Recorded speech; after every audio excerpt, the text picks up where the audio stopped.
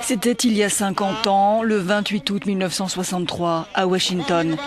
Ce jour-là, sous le regard tutélaire de Lincoln, un jeune pasteur noir prononce un discours historique, une étape fondamentale dans le combat pour l'égalité des droits civiques en Amérique. Je fais un rêve qu'un jour, cette nation se lèvera et vivra pleinement la réalité de son credo. Quand Martin Luther King prononce ces mots, l'esclavage a été aboli près d'un siècle plus tôt par le président Lincoln en 1865.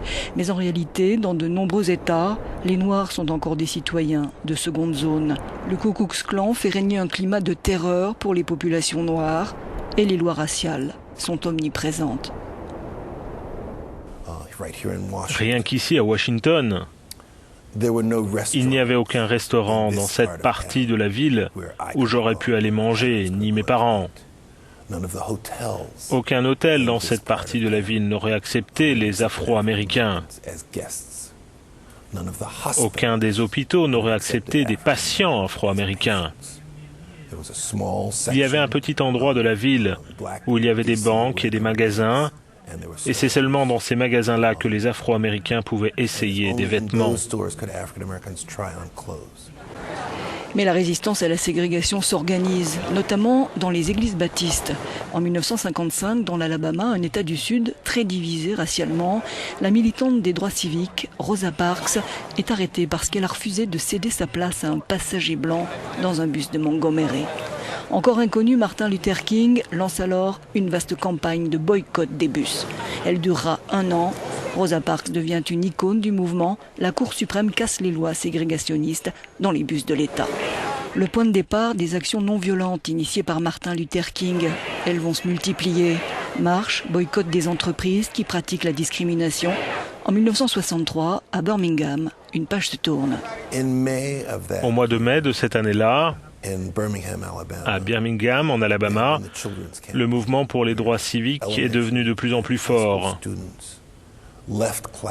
Les élèves des écoles et aussi les étudiants ont rejoint les protestations.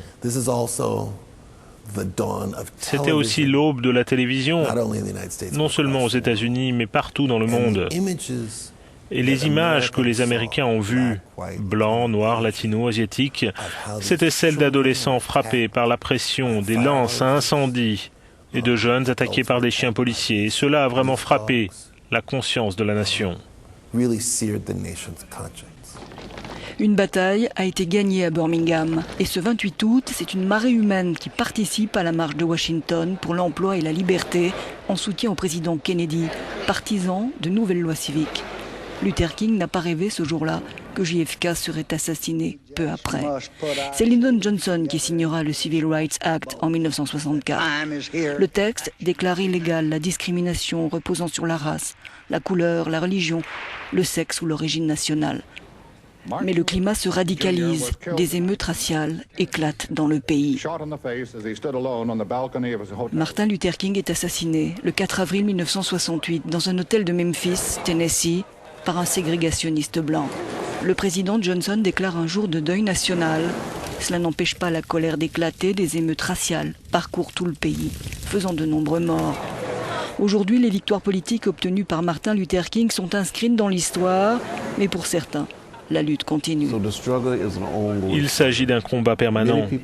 Beaucoup de gens maintenant peuvent s'inscrire sur une liste électorale et voter.